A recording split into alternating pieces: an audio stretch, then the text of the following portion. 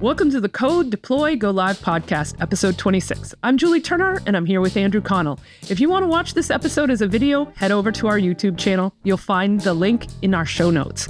Today, we're going to dive into the results of the latest State of JavaScript survey. I'm sure both Andrew and I have lots of opinions on the results, probably too many. So without further ado, let's get going on this episode, recorded live February 19th, 2026. Hey, Andrew, how are you? I'm doing better, Julie. Thank you for asking. Yes. Yeah. How are you feeling? I'm feeling better. For those who are not on like my socials or whatever, or see what I posted on LinkedIn, got to have surgery almost a week ago from when we're recording this, 6 days ago. A double hernia that was getting fixed, which it was more involved than I thought it was going to be. More pain, more like than I expected. But like, it didn't seem like it was that big of a deal. Like everything I had like a hernia before that got fixed, but this one, they like got an incision like right next to my belly button. And I got two more incisions off to the side. So like the one in the middle was where all the tools and the mesh and everything goes in. The two on the side were where the cameras are. That they put those down in, and then they pump you full of CO2. Got a great picture of me with a giant CO2 beer belly. There's like some funny parts that my surgeon said, but man, it's like he told me like within about a week I should be able to start jogging again, which would be tomorrow. Yeah. I think no way. Yeah. So I mean, it still hurts at times. I'm not on pain pills anymore. I'm on like consistent 2,400 milligrams of ibuprofen a day. Yeah. But it's like, I don't know. It's like, it's weird. The weird part, like, it feels like my hip bones have been like are like I have bone bruises on the inside top part of your hip bones that stick out. Ooh. Yeah. It's like the cameras got stuck. Let's get those darn things in there. And it's like, that's what it feels like.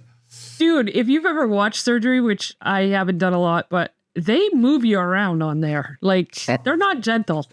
I saw one video a long time ago, and it was one of those like HG whatever things. And it was one of those like things about where they did like cosmetic surgery. And this one it was one of those things like you can't get the channel away. They start showing stuff. You're like, what do you do? And they start showing stuff like, oh my, somebody getting like either breast implants or breast reduction or something. Yeah, sure. And they just like do like a cut screen over to like a B-roll. And I'm like, whoa, holy crap. That's more than I want to know.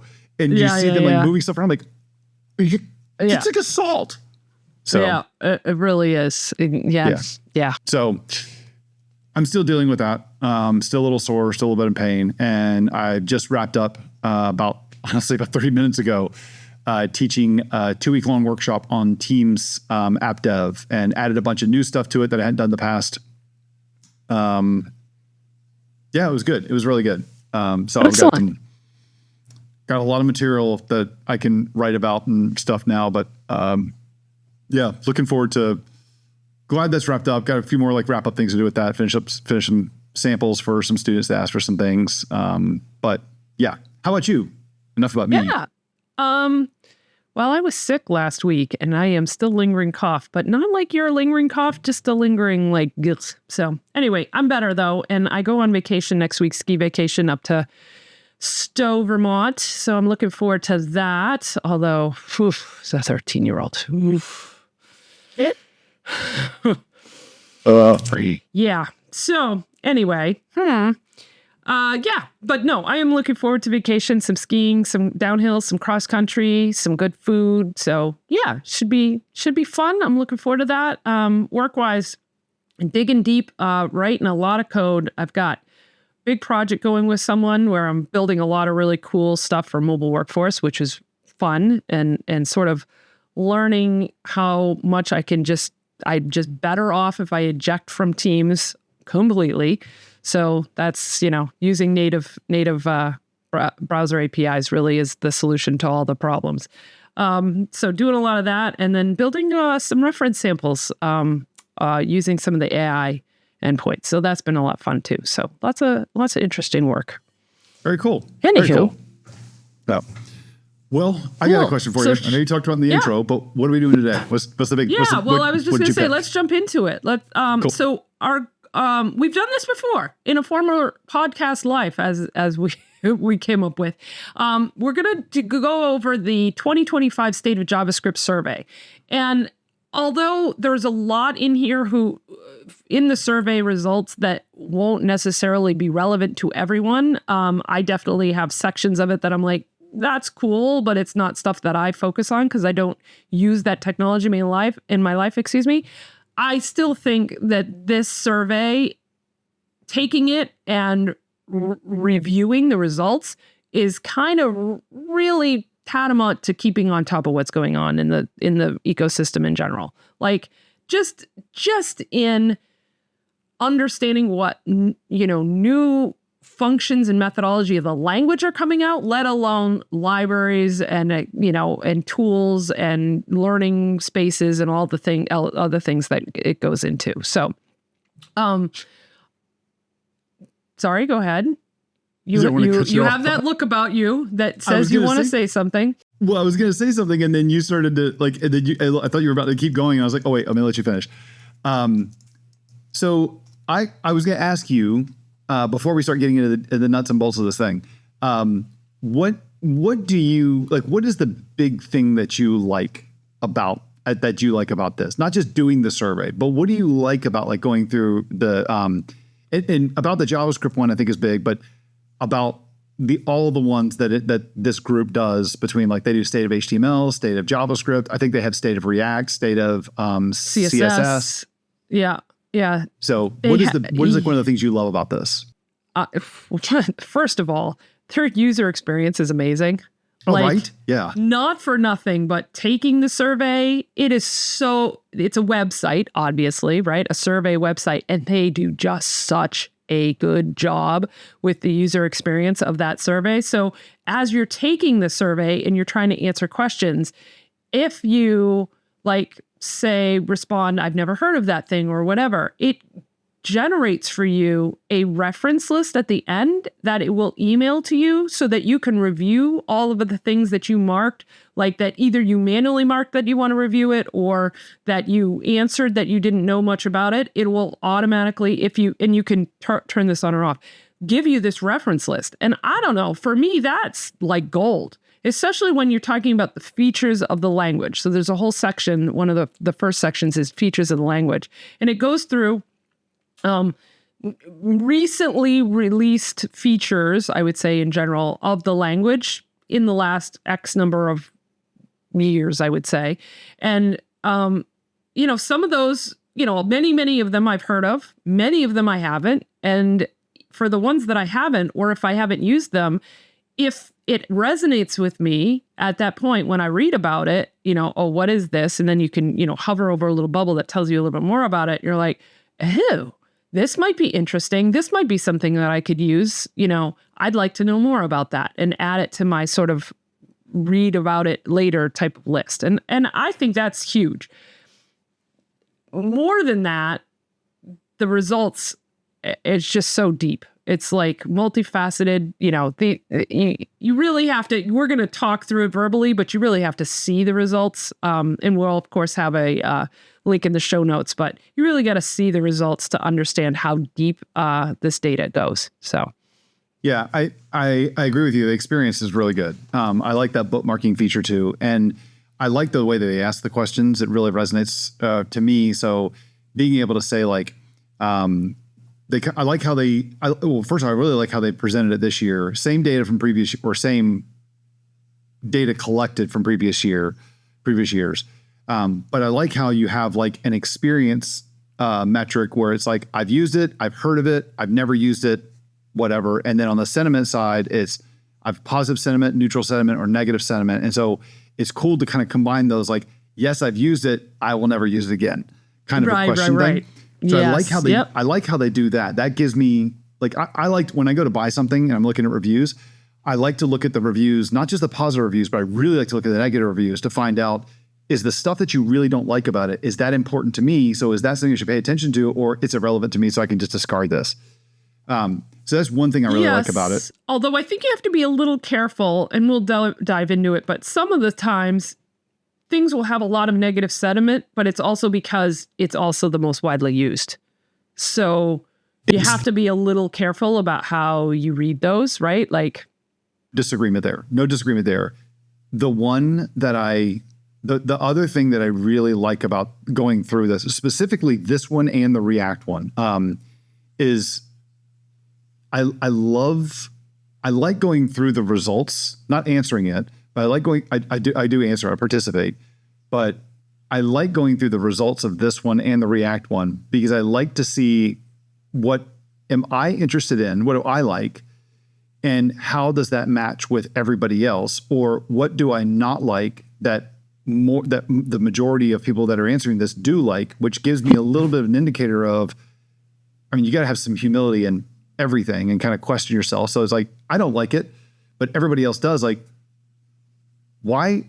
What am I missing? Like, what do I not maybe like? You're Am I wrong. missing something?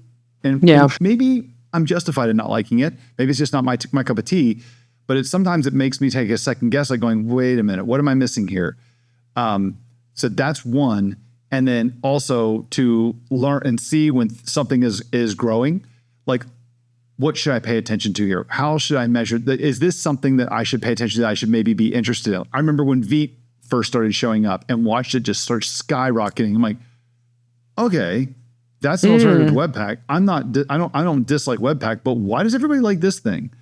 And you see that like 1 or 2 years in a row. I'm like, and it kept going up. Like, okay, this makes sense. Or watching how like Angular is going down and React isn't really losing any ground to anybody. So it just kind of, some of it's validating, some of it's kind of a heartbeat on the industry. What am I missing out on? What should I kind of look at to say like maybe there's a better option here? Stuff like that. So those are some of my favorite things. Yeah, 100%. I have wanted to do this. Like I've wanted, they I don't want to say they give it away, but their web app that they use to do this is open source. They have it on their GitHub repo. I have wanted to do a similar survey for this around Microsoft 365 dev. I've wanted to do one for SharePoint Framework. I've wanted to do one for Graph, one for Teams, and one for I guess, and one for Copilot, but it changes so often that by the time it gets there, I don't know if it'll be relevant. Yeah. The SharePoint Framework one is the one that I really want to do. And I still get it on my backlog. I have a ton of questions that I've already posted about it. I've come very close to reaching out to you and a couple other friends, like sending out an email that's like, hey, anybody want to go through and jump in on this? And we got to figure out a way to slice the data, but hey, they got a way to present it. I like the way they measure stuff. What other things am I missing? Yeah. I don't know. Might be really interesting. Really interesting. I think it would be, but anyway, cool. Well, you want to start poking into it? Sure. Where are we starting? So they have sections. So let me just quickly hit on the top level sections are features, which I sort of mentioned already, then libraries, then other tools, and then they break it down into usage, resources, and then they give you demographics and awards and stuff at the very end in a conclusion. In general, I think those features are incredibly personal, right? Like, I don't have much to say about any of the features in general. I don't know if you do, but one I did learn about that I knew about, but I had never used, that I kind of went after seeing it in the survey when I was taking it. I was like, oh, I forgot about that. I wonder what that's used for. And it's an array, like an array, but it's called set. And so the idea of a set is that it works like an array, but it's meant to quickly access whether there's something is included or not. And it was something I had never used before. And I'm like, and it just finally dawned on me, and I was like, oh, I do that quite a bit. And I use arrays in the index of or find or whatever all the time, where set would be the more appropriate tool to use. So that's the one takeaway I have from the features section, that is oh, you know what? I need to remember and keep that on my radar and use that a little bit more often. But as far as that, I think that list is going to be incredibly personal. You're going to know about stuff or not know about stuff, depending on what you've done and what you've used and what you haven't used. So that was the only one that jumped out at me.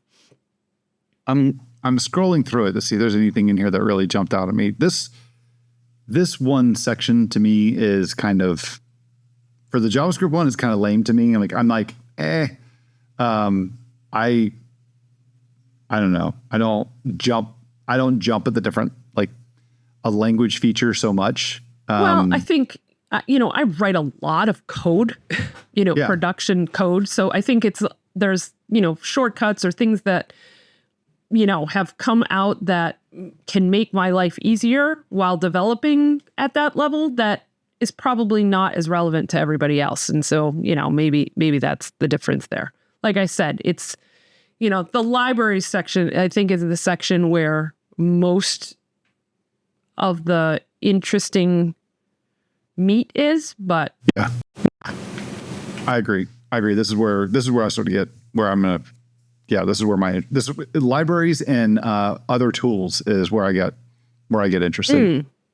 Yeah. So all right. So jumping into the libraries section, they have.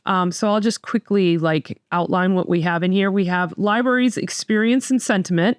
Then we have changes over time, library tier list, ratios over time, retention versus usage, which is an interesting one.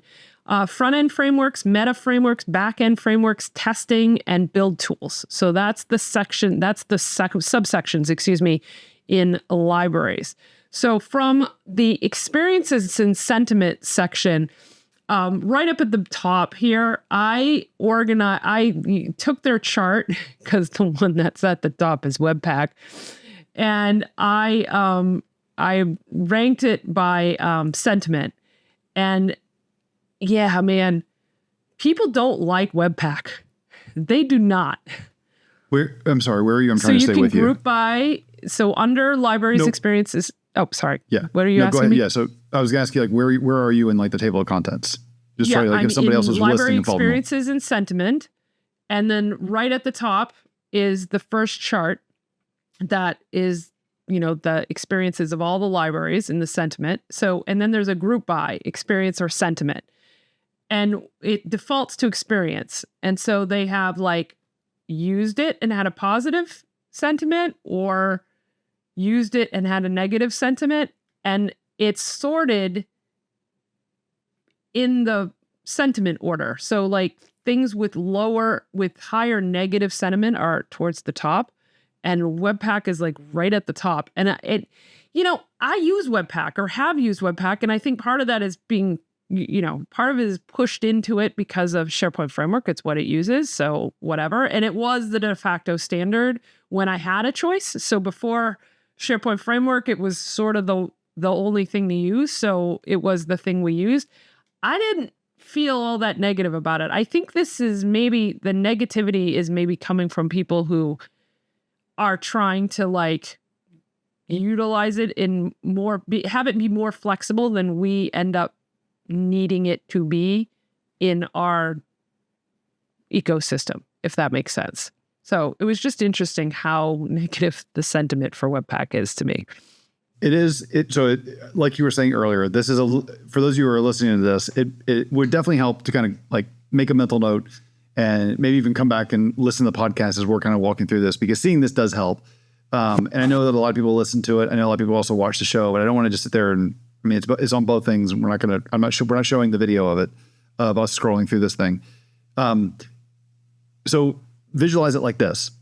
So you have things broken down into bars going across the top. So you've got each row is a separate tool. So Webpack is top, and then Vite, React Express, Jest, Next.js, Storybook, ESBuild, Vitest, and the TypeScript compiler, TypeScript CLI. So for each one of those rows, it has a big bar chart, and the bar chart is broken up into it's broken up two different ways. The main way is, like Julie said, experience. So you've used it, you've heard of it, you've never heard of it, etc. So, and then when you say used it, that is one of the biggest chunks is how you see that as how many people actually use this. That's what the main sort is. From there, you're seeing the breakdown of, if you've used it, do you like it or dislike it? Here's what Julie's just saying. This is the thing that really stood out to me on this one. So of all the respondents, 86% of the people who voted on Webpack have said, I've used it, right? For Vite, about the same, 84%. Yep. With React, about the same, 83.6%. They're all about the same. But used it and liked it, Webpack, 14%. Vite, 56%. Yep. React, 43%. Now, let's go to the negative side, the flip side to it, and it's how many have used Webpack but didn't like it? 37%. Used Vite and didn't like it? Actually, I got to hover over 1%. this because it's too small. Yeah. 1%. Yeah. Yeah. Percent. People who've used React and didn't like it, 16%. Between those, I mean, it is absolutely noticeable that like how many people that are using Vite are passionate, positive about it. And on React, you have like a quarter of the people or a third of the people who are who dislike it. You have that many people who actually like it. So that stands out to me. But this chart like tells me Webpack is tired, and with a big part of the population, it tells me that Vite is where everybody is really enjoying the experience. It tells me that React is also still, not as passionately like positive and minimal negative, but people are pretty satisfied, it seems, with React. Yeah, right at the top on the summary there, it says Vite has been the most loved library for a few years now, but it has now overtaken React to also become number 2 most used item, and it seems ready to take the top spot next year. And clearly, Vite is like everybody thinks it's the best thing since sliced bread, and I haven't used it, so I don't have any personal experience with it. So I have used it. I use it with all the Teams projects now use default to Vite. I'm playing with a little proof of concept to like use the new toolchain and SharePoint framework and rip out Webpack and replace it with Vite. It's like I've got a long way to go to actually say that this is going to work. But I mean, I don't have a reason why it won't work. It's just a lot of work to do it. And so it's not a front burner kind of a thing, but it's a cool, like intellectual, like kind of like dig into it. Between Vite and Vitest, its companion thing, I really like it. It's very fast. I really do like it. I don't have a huge, like, I like my personal my company website is still Webpack. I haven't switched over to Vite. I'm going to just to force myself to get more experience with it. But, this is the biggest thing I noticed of the whole thing. Like, Vite is not losing steam when you watch it like over time. It's not losing steam. Yeah. So the next one is changes over time, and I think that the take home message is that in general, I think the fad of constantly changing which front end framework you use has pretty much died off. I think we're settling into some and it's just not rattling the cages as much. This is a very pretty graph. It's almost art.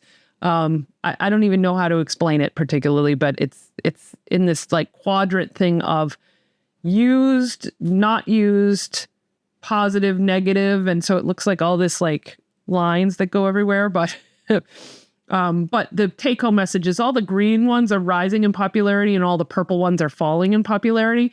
And so obvious here is, Webpack, Mocha, Gatsby,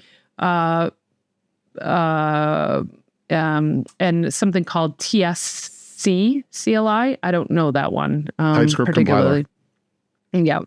So at any rate, just everything else is sort of in the purple area or on the move in some way, shape, or form. Did you have anything else you wanted to talk about on that one? No, it does a good, like when you look at it, it's a little hard to make sense of it, but it's when you hover over a specific one and you see kind of what the trend has been for that one. So you look at Vite and it like skyrockets up from staying on positive and just skyrockets up and to the right, which is have used and positive opinion. Whereas if you go look at Webpack, it did starting in 2016, shot up and to the right, and then made like a beeline left to negative opinion, right? But a lot of people still use it. So it doesn't show that like they're leaving it. They're still using it for existing projects. Yep. I think that's more of a like, we don't love it, but we got it working and we're just not going to play with it is sort of how I vibe that. The next one is a little bit nicer. I like the next graph a little bit better. It's called the library tier list. And essentially they created like a stack ranking where they made a block where the satisfaction rate is 90 or above, or 80 and above is a section, 60 and above is a section, and then below 60 is a section. And they put the blocks of all the frameworks off into those bands, right? And, Vitest, you just pointed out something called Hono. I don't know that one, but it's a backend framework. Playwright, Astro, and Bun. And Bun is a build tool I've been reading about. Those 6 are all in that 90% plus. So it's kind of like, in my mind, these are ones that I should absolutely at least know something about. Go read their page if I don't know about it, just so I have a general understanding. So if I'm having a conversation, I have some knowledge of, what these pretty, well supported and well thought of libraries are, because they're probably going to have some longevity. It's funny. You look at this stuff, I compare like the SharePoint framework build experience and the Teams build experience, and it's just night and day. Like what I'm seeing here, like from like SharePoint framework is using Webpack. I guess that's it. It's using Webpack. And in Heft, which isn't on here. It was in previous years though. It might be one of those like open up the hidden stuff. So here's the one that like of the tens of thousands of people that have responded. Here's what the 7 others that responded with Heft said. But like with this, I see like, TS up. I see the mock service worker MSW. I use that on my site. Love it. It's basically a way to, like, if you're familiar with the dev proxy that like Microsoft has created, mock service worker is the same thing, is basically the same thing. It was available before dev proxy, but without like an install or any of that kind of stuff. It's great for like dev stuff. So I can say, do the same stuff. So I can just basically say like, hey, if you're making a request over to Graph, always respond back. Like, here's how I want you to respond. Don't actually make a real call, or here's how to fake like certain things. It's a different kind of architecture, but fundamentally the same thing. So yeah, I like this one too. I like the way that they tiered these up. All right. Then they had ratios over time. I don't really have a lot to say about that one. The next one, the retention versus usage, this highlights it well too, because the way they do this is the vertical axis is satisfaction percentage and the horizontal axis is user count. And so you end up with the top right quadrant. That's the highest satisfaction with the most users. And up in that quadrant is Jest, Express, Vite, and React. And so, it's the clear, like, standout libraries. Coming in hot on it, though, Next.js, the satisfaction's a little low on Next.js. But Storybook, which I use and like actually quite a bit, that just doesn't have the user count, but it has pretty good, almost 70% satisfaction rate. And Vue.js is pretty high, doesn't have the user count, but 84%. And Vitest is up in there too. So they're probably going to get more usage in the next years, and you might see those in the right top quadrant next time. Yeah, it's fun. I didn't do this last time, but like going through, like hovering over the different items and seeing like where stuff is. Like it's almost like a hunt right now. I'm trying to find one that there's one that I use, like high degree of like Alpine JS. I use that on my site. So yeah, it's cool. Okay. All right. Cool. So the next section is subsection is front-end frameworks. And inside of that, front-end frameworks, ratios over time, other front-end frameworks, number of items, front-end framework happiness, and front-end framework pain points. My summary of this section is I had tried, I think it was last year because of this survey, puttering around with Solid. And Solid is like React V2. Like if they took all the bad parts about React and made a new library, that would be Solid. And it's only being used by 10% of people, but it has the highest satisfaction for 5 years running. I really, really wish I had a reason to like learn and use it, because I'd really like to dive in. But again, we're sort of locked in a little bit. It's almost sad because of the SharePoint framework and React being on the page. You use React. There's just no reason to eject. Certainly, if you're doing Teams development or custom browser-based development, any front end type stuff, you could certainly use Solid instead. But I would really love an excuse, to use it. So. This kind of validates the side for me of just like, I like React and I look at everything else going, and nothing else jumps out on why I should be looking at something else at the moment. Like in terms of like, there's an intellectual side. Yes, it'd be interesting, but it's like, should I consider a different web framework? And I'm looking at this going, no, nothing is really making any kind of progress or any kind of like, React actually increased from last year after a very tiny dip. But although it does have the most pain points. So once we get towards the bottom of this subsection, it has by far the highest pain points. So we'll pop through this really quick. Front-end framework ratios over time, there's nothing to really report on there. It's just showing React growing slightly from 82 to 85%. It dropped last year, but came back up. That's on the usage side. I would say that if you switch the rank. Yeah, if you go from usage over to awareness, well, that's not really interesting. But like positivity, appreciation, satisfaction, the numbers change quite a bit, right? Yeah. So, and that the pain points one points that out too. But yes, 100%. Yep. I didn't realize that about Solid. Now I see what you're saying. Or Svelte. Interesting. Solid is what I was talking about, but Svelte is way up there. Cool. There's a section on other front-end frameworks. We'll skip it. Number of items. This is how many different front-end frameworks. I already sort of said this before, but that trend of jumping from framework to framework seems to be dying out.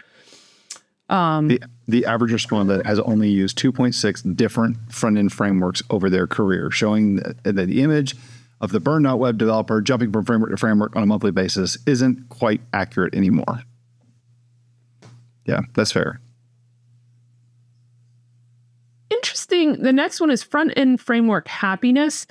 And what is interesting is it's on par with 2023, but both of those years, the sentiment is at the lowest that it has been since the start of the survey. So essentially what this is on a scale of 1, very happy, to 5, very unhappy, to 5, very happy, how happy are you with the current state of front-end frameworks? And it averaged out to 3.7 this year. People are at 3.7 in an average, 3.8 last year, 3.7 the year before. 3.8 the year before that. You could call all of that the same number. That's not even a standard deviation to get away, probably. But before that, 4, 4, 4, 1, 4, 3, you know what I mean? So it's just like, whatever. People are not particularly happy. I don't know what they want, though. You know what I mean? Like, they're not happy, but what do you want? What would make it better? Yeah, I don't know. Not having to do the work at all? I just don't know. It seems like a little ridiculous. It's above average. So generally speaking, people they're happy. So is it as good as it was? It's not a 4 out of 5, but 3.7 is not a bad, that's over 70% of people are like, so I'm like, I don't know. I don't see that they're like, it's not like a massive dip. Yeah. It's not a massive dip. It is the fact that it's that steady. Generally seems okay. So the last one is the front-end frameworks pain points. This is why I was sort of waiting to say something about React, because this really highlights it. So of 16% had issues with React compared to other issues, excessive complexity, performance, state management, you know what I mean? So it's just people are just saying that's the thing I struggle with the most, which I thought was interesting. Wow. That's interesting. Yeah. I don't know. I'm looking through the comments. People complain about the documentation. AI always makes React. It's like that's a negative thing. AI sucks at dealing with non-React front-end code. Right. It shows how much usage it is. I mean, that I don't know. Like, how is that like a React? I don't understand how that's a React issue. All component UI are written in React. We need agnostic UI component. So there you go. Like, I want web components. Yeah. Always React. Angular's too big. Anything besides React. Yeah. So I don't know. I'm looking at the comments here and it just kind of feels like, I wonder, I don't know what to make of this, I guess is what I'm trying to say. 0.2% higher compared to last survey. I don't know. To your point, I just don't, I don't know how much of this is like valid or solid or whatever. And excessive complexity. I don't know.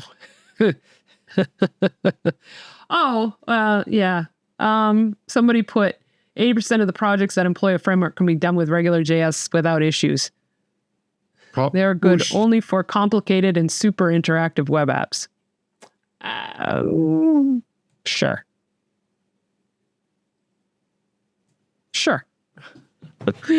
Andrew, that's interesting. All right, let's move on to so the next two.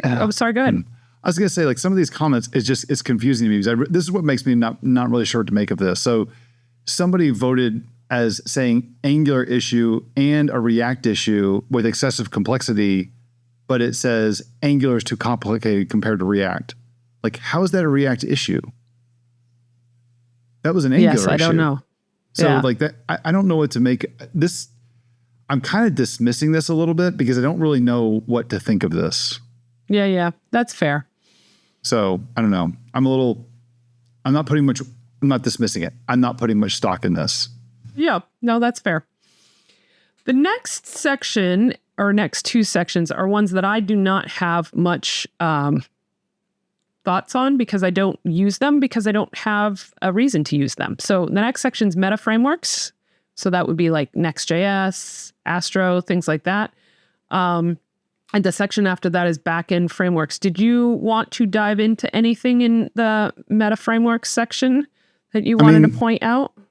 The only thing I would say about this, Next.js is like, in terms of the usage, is way up there, right? Yeah. Astro is in terms of the usage, in terms of like positivity, who really likes it. Astro is like the number one there. It's kind of funny because of all of these, there's one that I like, and I don't know. It's kind of like it's a little bit like what you talked about earlier, about you wanted a reason to be able to spend more time with it. The one that I like Remix. It feels like ASP.NET MVC, but it's Node server and React. And so like you get automatic like function creation. Each page has got its own like backend that you can easily it makes it, the wiring up, calling it together is really simple. I really like Remix, but I also see that it's like its trend of like satisfaction is on its way down. Its interest isn't really there. Yeah, right. I don't know. It's like, it's one of those like, oh, it's kind of interesting. I guess I don't feel as bad as I'm not using it as much. But then the other side of me too is just like, I really just want my backend to be an API to serve up my single page app. I don't build websites. I build apps.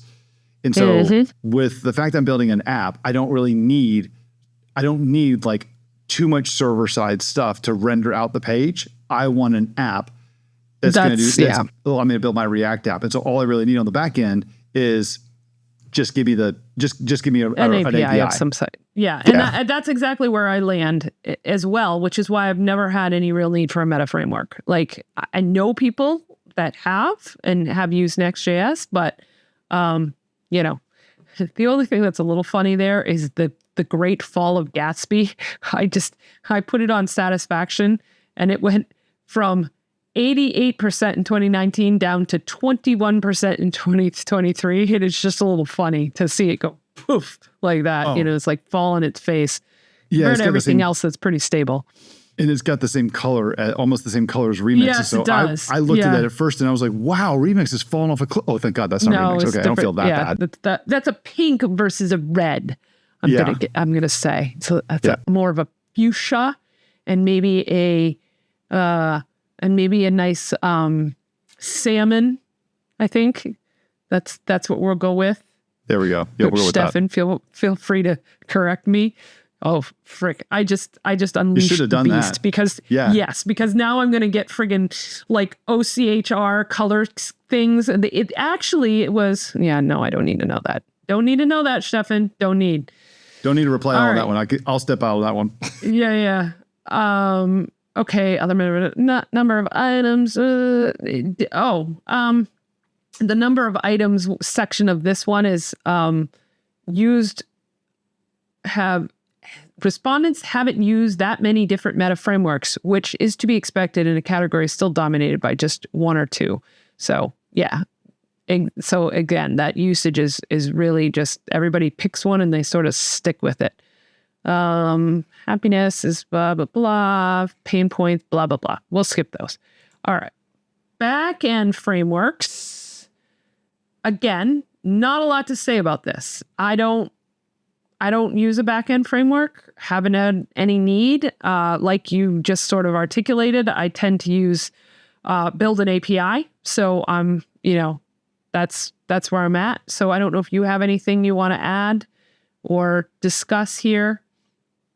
I know you use. It was replaced, but wasn't Express Server what was originally used in Teams Toolkit? But now it's something else, right?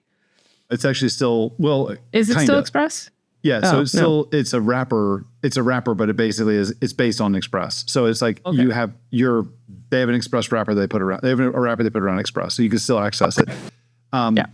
The thing that's interesting about this, and I like Express. Express is super simple. There's not a lot to it. It's people are like, I want more features. Like, not really. It's pretty freaking simple. It's like that's what I like about it, and it's fast. The one that stands out about this, you mentioned it earlier, and I had never heard of this. But if I switch it over to Satisfaction, it's a brand new arrival on this one and this report, and it's Hono. Yeah, I have no idea. I don't know. Yeah, I don't know anything about this. So it's more interesting is when switching to Satisfaction tab. Oh gosh, look at that! It just even had the summary at the top. What I just did. It says things are more interesting when switching to the Satisfaction tab, where the top 3 projects, Hono, Nitro, and Alyssa JS. Yeah, I would say so. Making this one of the exciting categories to watch for years to come. I mean, I want to understand more about Hono. I don't know what this is. Like, why did 95% of people like it? Well, guess what, Andrew? You can get a link right from here to take you to learn a little bit more about it. You can dive deep. And that is the power of the tools. Click Hono, and how do I do that? Oh, I think you have to go. I don't think it's on this one. But I think there's like a section where you do it. So I just sort of said that as if it were super easy, but it's not. I was like, really? Am I missing it? That's okay. I'll go back and find it. No, I know it's in there. I just don't remember where. Oh, no, that's Hono, not it. a web framework built on web standards. I'm looking at Hono, and like the sample code that they have at the top of the page looks just like Express. I'll have to look into this a little more. All right, and then the last few things, number of items, backend framework pain points. There's not much to report there. We're going to move on to testing. Cool. Testing. 1, 2, 3, testing. All right, testing. Bun test. I'm just saying it because I think that's a funny name. All right, testing tools, ratio over time, other testing tools, number of items, testing tool happiness, and testing tool pain points. Testing tools over time, Jest is the winner and has been the winner and is still the winner. I have to say though, in second is Storybook, and I use it and I like it quite a bit. We use it for H2O, Stefan and I. Essentially, it allows me to build like documentation and testing all in one fell swoop, for lack of a better way to say it. And I love it. Plus, I can also run like plugins on it to like check for accessibility and just to verify that everything's working well. So I am a huge fan of Storybook. I think Jest is different, right? It's like not used in that way.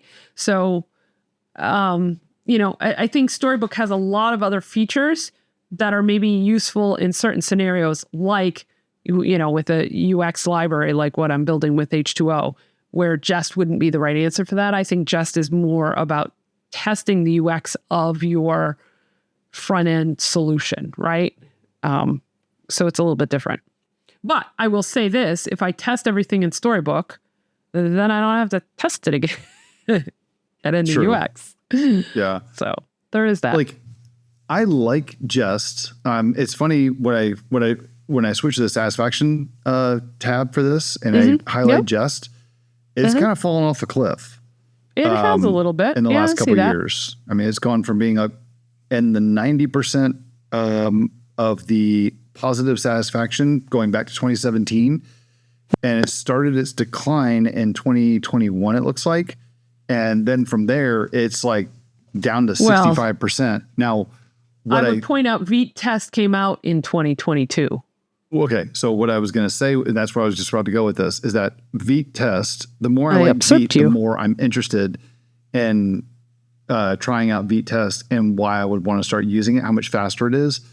I generally use Jest in testing library for my testing stuff, but Vitest, this is interesting. This is so fun to just kind of like take some time to kind of poke through. You can't like go through this in just like 2 or 3 minutes. No, you can't, which is why we've been recording probably for a while now. Okay. Other testing tools, we can skip that. Number of items, we can skip that. Testing tool happiness, we can skip that. Tool pain points, we'll skip that too. Right. There you go. Shocker. That's the one thing that nobody likes to do with testing. Oh, mocking? Yeah. Under testing tool pain points, for sure. I can't get anybody to pay for it. They're like, yeah, that's fine. We don't need you to write tests. I don't want to spend an extra 25%. I suppose if I were more willing to use AI tools, which you're totally laughing in your head right now about a previous conversation we had, I could basically say, oh, well, I'll add the testing tools in for, half of the amount of time and get the AI to build the tests for me. I could probably do that. But that is a good use. That's a great use case. That's one of the things I do with mine is that it's like, if I want to add testing to it, just like, hey, go through and add a bunch of tests to the site. And I want good coverage for it. And then when something breaks, like, okay, now I can add one test, but I have confidence that the other stuff isn't going to break. Sure. No, that's fair. All right. We're into build tools.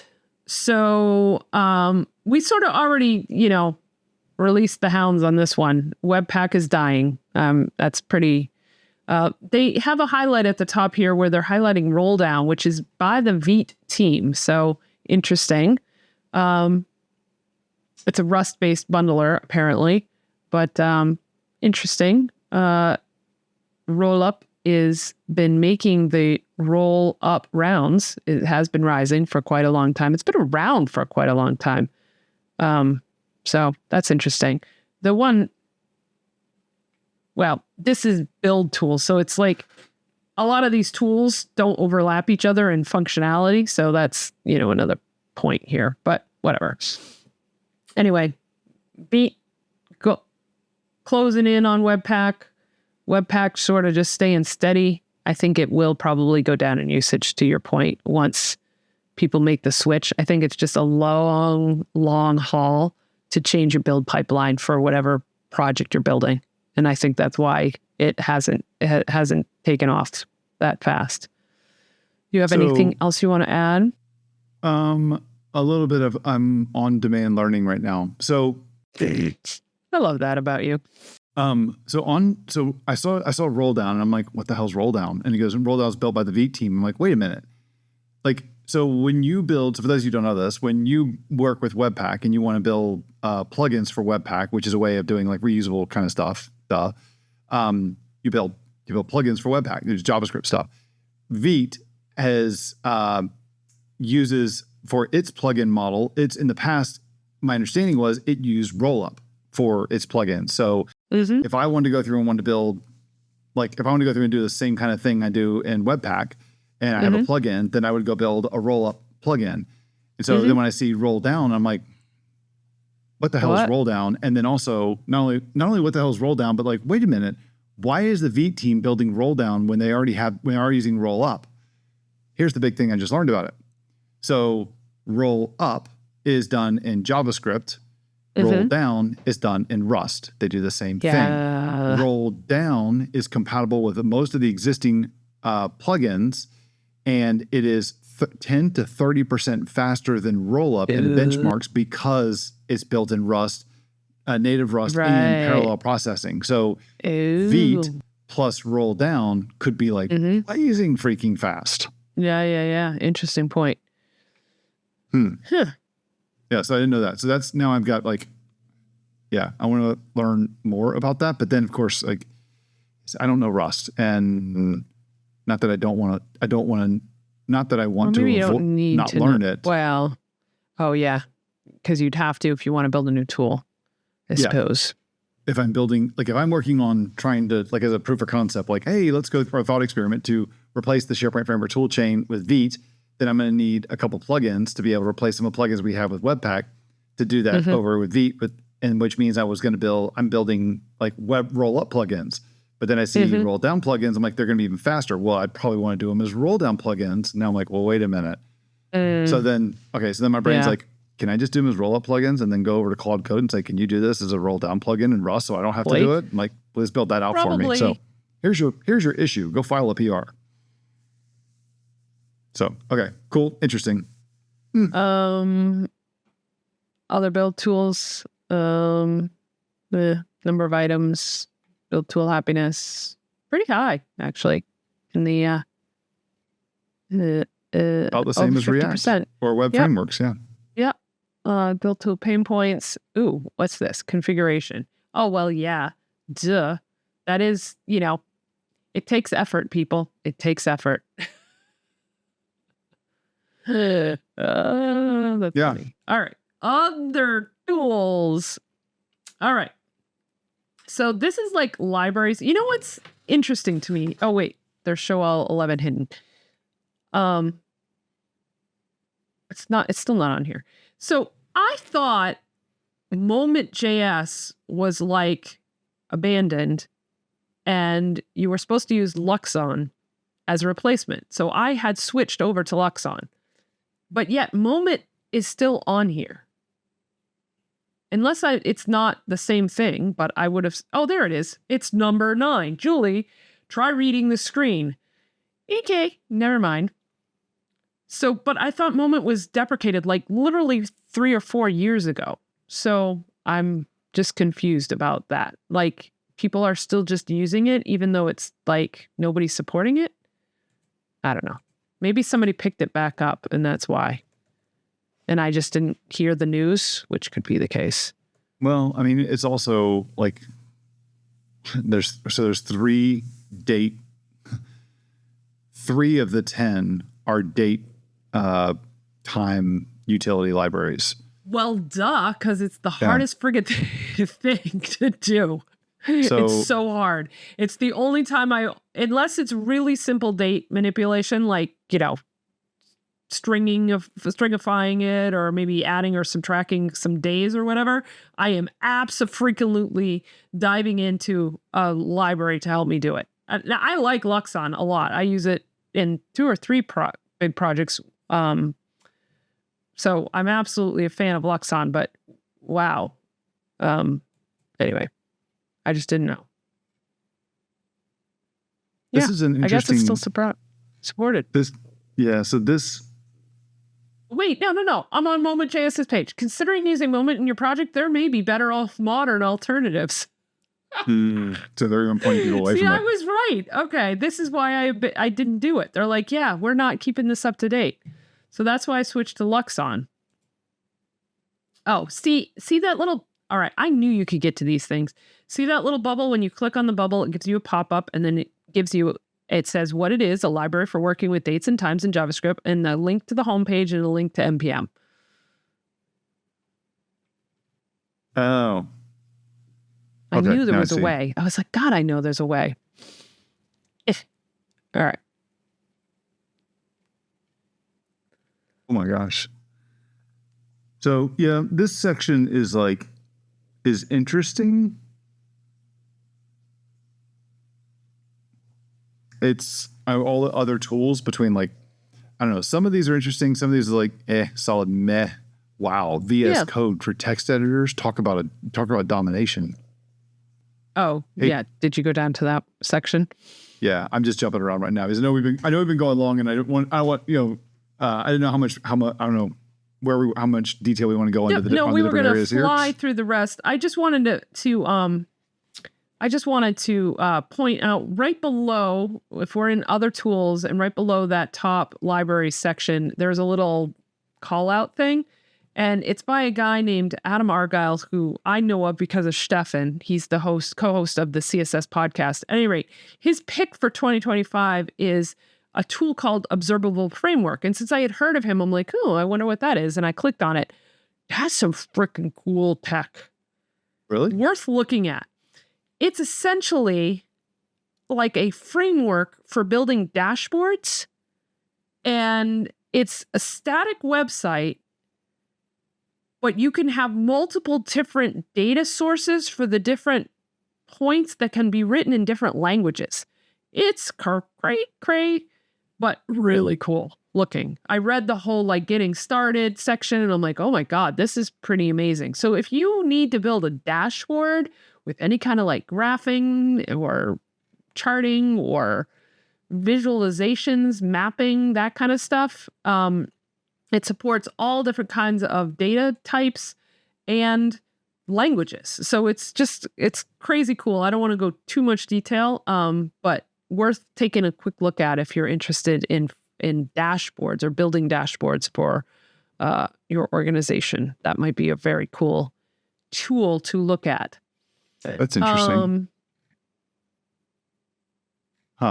So you were talking, okay, so you were on the observables one. I jumped down to, so there's sections here for graphics and animations, utilities, JavaScript runtimes, hosting services, shocker, Yes. AWS kicks the crowd out. Yeah. Well, I guess it doesn't. And Azure in number 7 place. Yeah.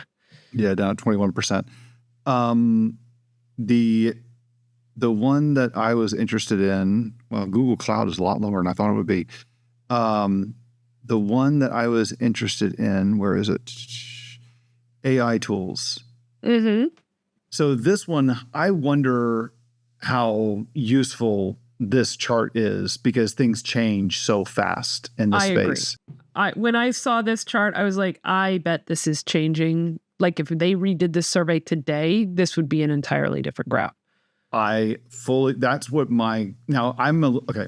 what I think too. However, I also recognize that the one that I'm looking at that's in third, Claude, I'm a little surprised that it's in third and it's at 44% compared to ChatGPT in first at 40%, at 60%.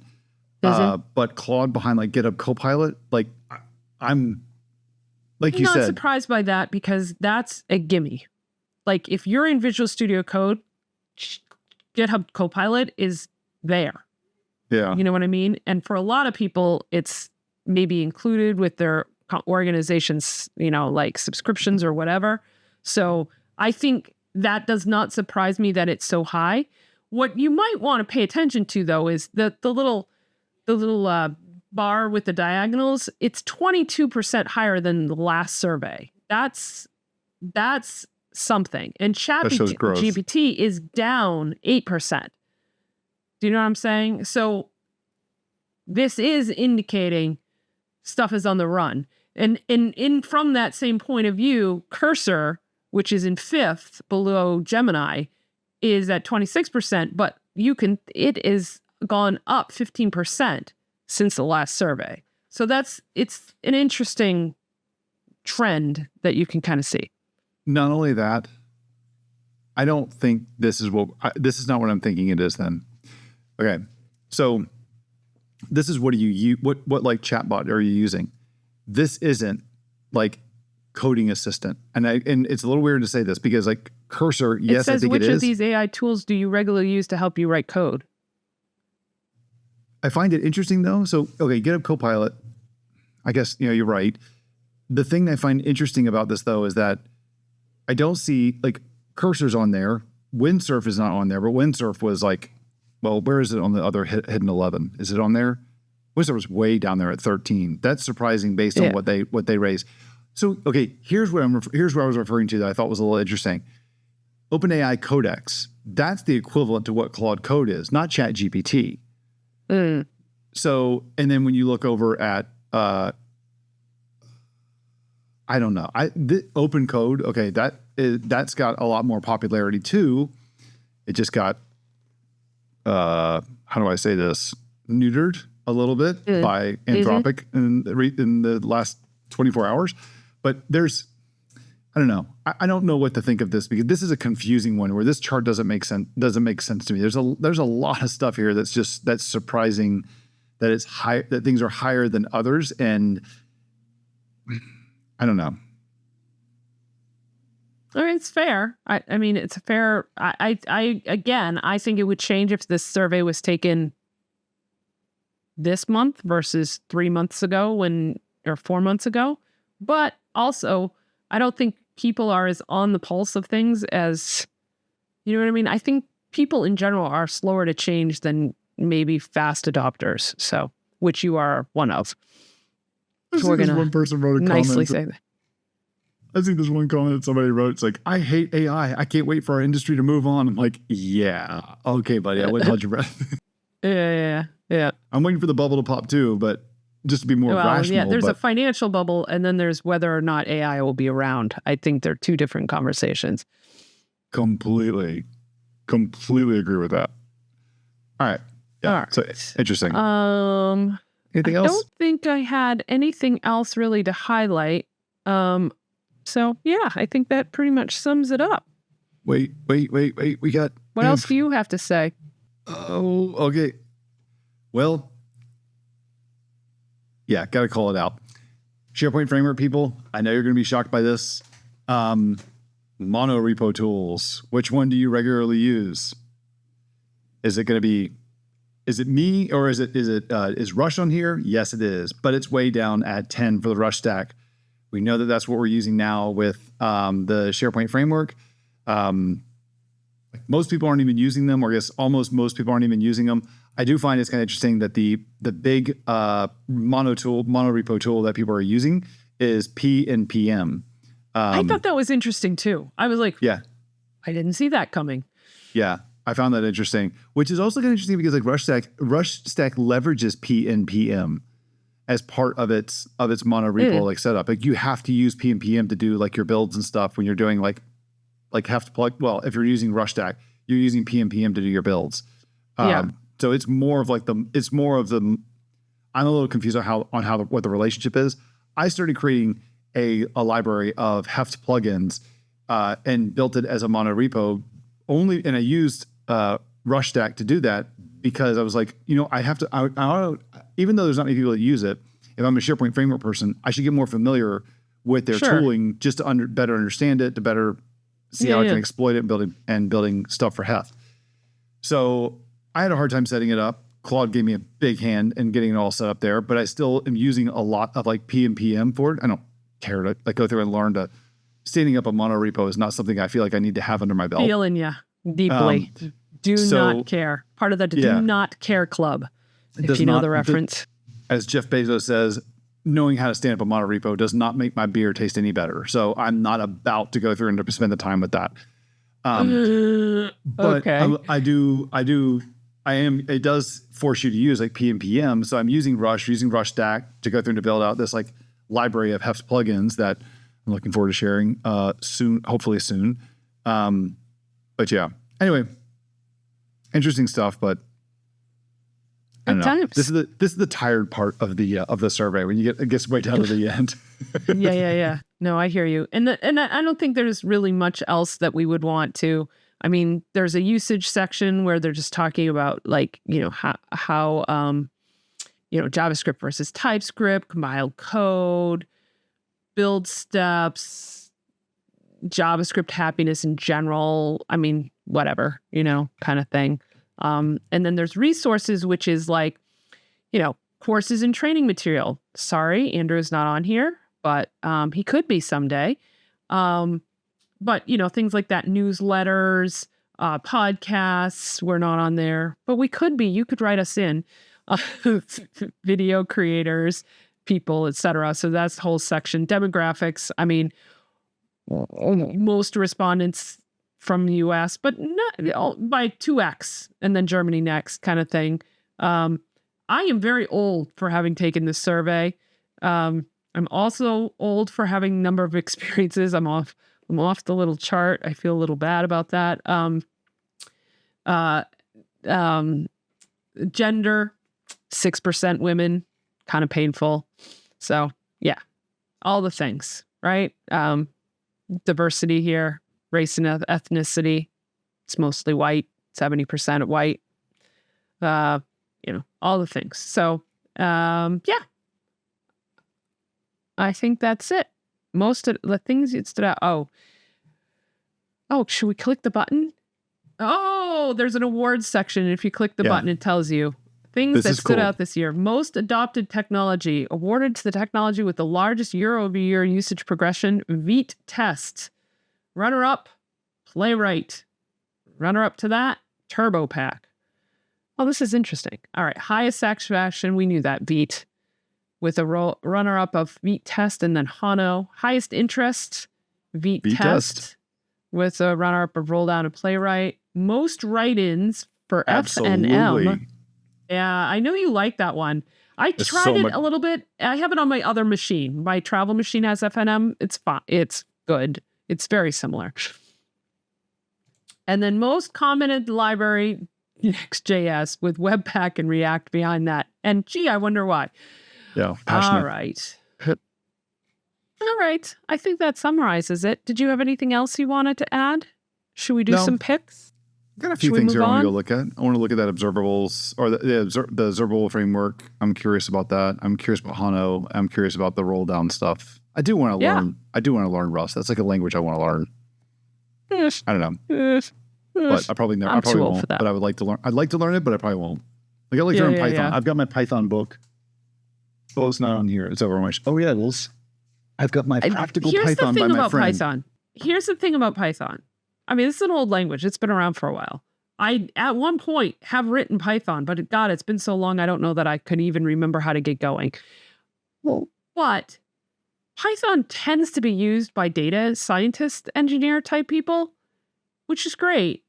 But what I find fascinating is the resurgence of using it by people not writing as data scientists, like using Python to build things that could be written in some other language.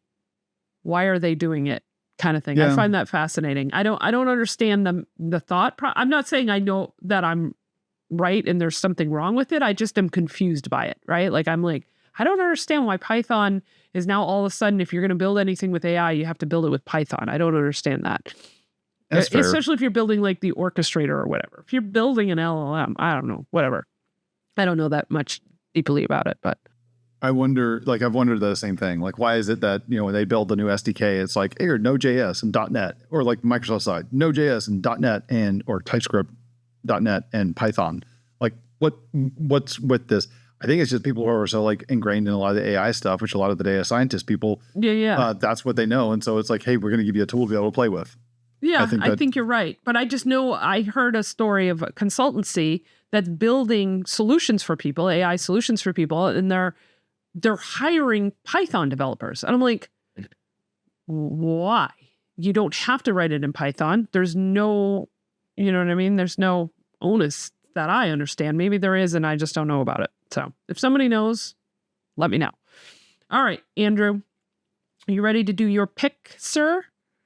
Yes, I'm ready to do my pick. Okay. Actually, let's do, where is it? Okay, so I kind of have two to kind of like counter something I talked about in my last one. Okay. I'll allow it. Okay. I have one listed here. So this is going to kind of go back against I think the last one I did or 2 times ago was around like AI coding assistants and the study that Anthropic did and stuff.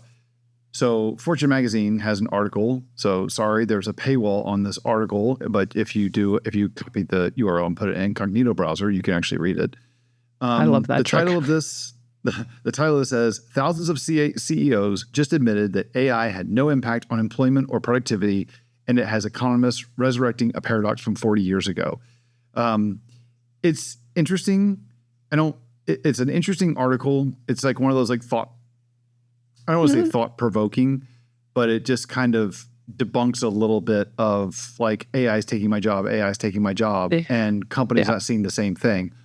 On the flip side, I actually, right before we started this episode, so let me copy this other article in. I noticed an article by a friend of mine.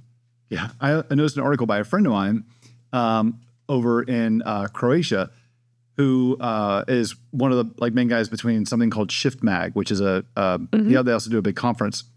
So Ivan has an article here that talks about one of the CTOs that he talked to says 93% of their developers use AI, but their productivity is still only around 10%. I have not read the entire article yet, but this article has like shot up to I seriously doubt many people in the Microsoft space even know about this. One of my favorite sites, I go look at this every single day. It's a huge freaking site on the internet for developers, Hacker News. This article has shot to like the top 10 on page 1 of Hacker News. So this is always like when Apple has announcements, when Microsoft does a big conference, when Google has a conference, so I'll just go there and go see like what do people really think about it. And if you don't see a bunch of like when Build happens or Ignite happens, and I go to Hacker News, I'm like going, look, there's like 3 things in the top 10 for Microsoft. Like, okay, good job, guys. And when it's not there, I'm like going, that's not a good day, guys. Yeah, for the developers. Right. Yep. So this one shot up. This thing's interesting. He said that their productivity gains, they haven't even gone past like 10% of the people who are using AI to write more code. I find that to be really interesting.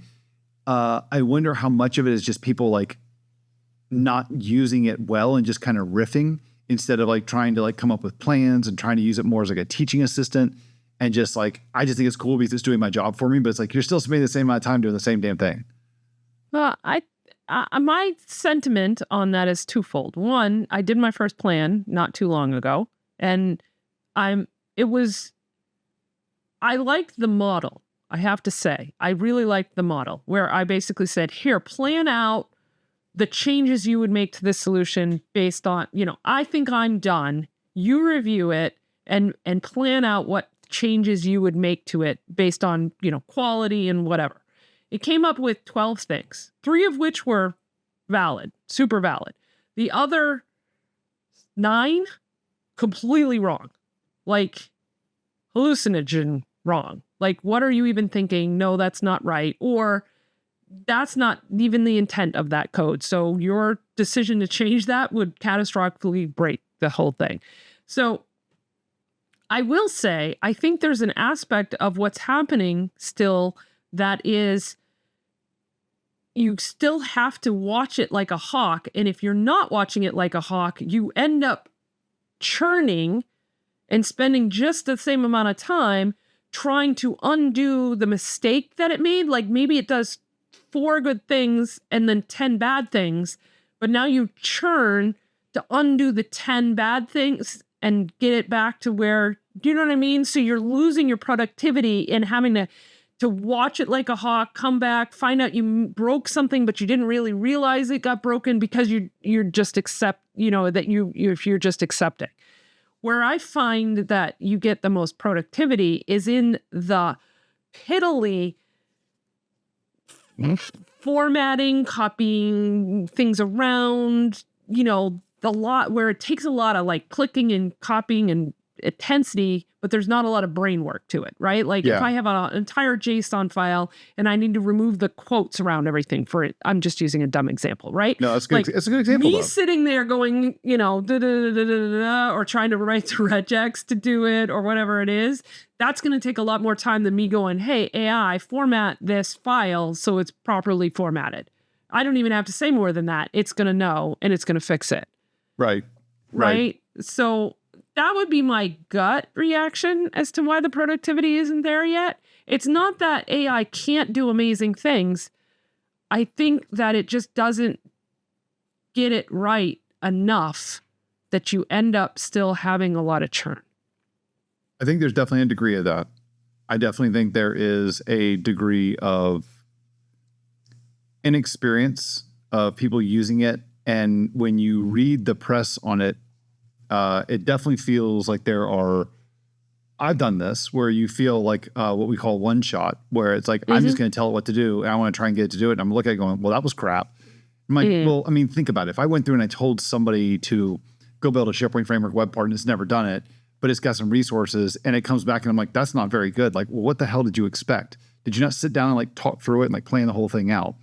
So I think I think that there's a part of inexperience and working with the tools and understanding like what is a good approach to using them, and what is like you're expecting too much of it. And so you shouldn't ask it to do more than it's really ready to bite off. Like what you said, like I go through and I use it and say, hey, I just wrote an article, go through and review this article, identify strengths and weaknesses and suggest updates you can do or think areas for improvement. And it does that. It's kind of like Grammarly on steroids, more expensive version of Grammarly on steroids. And I will keep asking it, okay, now how is it? I can keep asking it and it's always going to find something wrong with the article 100%. Just because I'm asking, what would you change in this? And it's always trying to change something. At a certain point, you got to use the human intelligence, the thing behind between your ears, to look at it and go, it's good. You don't need to go any farther with this. Like, I just need you to do this. And I hear all these other ideas you got, but I don't want to do all that stuff. Let's do it like this instead. Right. And so, I think that's the power of a plan versus just, turning it in edit mode, like go ahead and do whatever, or just start suggesting stuff, because I don't think you have the ability to reflect on what it's going to do. The upside of the plan mode was I could look at the, things that I suggested and then go, nope, none of these, but these three, that's useful. Now, there's two modes to that too. There's the mode where I can just go make those changes, but if they're piddly enough, I can be like, yeah, AI, you go, yes, you're right. I forgot to do string replacements for all 15 of those things you found. They should be in the localization file.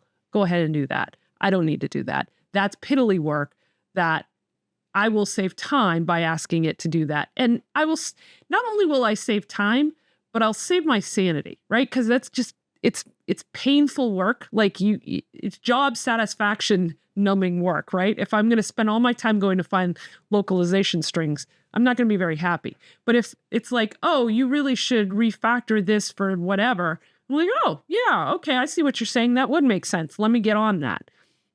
Whatever. That's to each his own. My feeling on that. So I lean into definitely trying to do my own work where it makes sense. Fair. Well, okay, cool. All right. So enough on AI. What about you? Yeah. I'm going to lean back into my food days. I'm leaning back into my food days. I've mentioned it before. I watch a podcast or a YouTube show called Chewed Up, which is three chefs from the show The Chew that used to be on ABC. And they did a bean week. And I'm a fan of beans, but I don't eat a lot of them. And I definitely am trying to cook with them more. And one of the things that I have realized is that I very much prefer cooking dried beans and how that they come out, like their texture and the finished product, versus a canned bean. I just find them significantly better flavor, significantly better texture, just better. But when you go buy beans in the store, in the grocery store, they've literally been sitting there for at least 3 years, if not longer. So they're so dry that it's like an act of nuclear holocaust to like actually get them to the point where they're consumable in the way that you want. And 9 times out of 10, the way I deal with them is a pressure cooker. And the problem with cooking beans, dried beans in a pressure cooker, is that it's too high of a heat and you end up damaging the skin of the bean. And so a lot of them break apart. Like, you can do it, but you can damage the product. And so you don't get the most beautiful product. Well, I was watching that show and they were talking about how these chefs never soak their dried beans. And I'm like, how the frick do you not soak your dried beans? And this is when, they were saying, well, we use these high quality beans that are only purchased or picked that season and they're sold that season. So they've only been dried that summer. So they're not as dry. And so you don't have to soak them. So the bean brand that they were using is this Camilla beans. It's out of New Orleans. They've been around since the early 1900s for the US people in here. And I'm sure in Europe, you've got all the best products. So I'm not even talking to you. You got all the good food. Anyway, for those of us in the US, I highly recommend this. I bought 3, different styles and I made pasta fagioli, which is it's a bean soup with pasta in it. Just so delicious. And I didn't have to soak the beans. I just cooked them for an hour and a half on the stove with like garlic and sage. They came out amazing. So I have nothing but good things to say about this bean company, and I will be purchasing my beans from a reputable source from now on, and there will be no more grocery store beans for me because, man, that was a game changer. So I learned something new. Oh, well, good pick. Cool. I appreciate your pick. I don't have any comments on it. You're like, I'm never gonna make beans, but it's okay. No. I'm listening to it. And I was like, I'm following along. Like, when we have the same thing. Like, soak the beans. We do it done in the pressure cooker, but then don't do the pressure cooker and you soak them and do it on the stove. And so I haven't experienced it. I've witnessed it. Yes, understood. But, yeah. Anyway, they're significantly better, like shockingly better. And I didn't think it would make that much of a difference, but it does. Cool. All right, cool. I think we did it. Did we do it all? Is it all done? Oh, yeah. We did it all. All right. We did it all. We did everything. Well, since we did it all, then we should say goodbye to the fine people. Absolutely. Holy cow, did we do it all? Yeah, we did. I know, I'm just looking at the time. Oops. Oops. All good. Everybody, if you're still with us, thanks for not tuning out so far, but we'll save you the rest of it. We won't go on for another 5 minutes. So thanks a lot, and we will see you in the next episode. Bye, everybody. Did you like this episode? Please like and share it with your friends. We are on YouTube, Blue Sky, and LinkedIn. All the links are in the video description. If you have a question, head to codedeploygo.live where you can send it in. Also, sign up for our mailing list on our site at codedeploygo.live to learn about future episodes, opportunities for listeners, and get the show notes from each episode sent straight to your inbox. We'll be back with another episode in 2 weeks.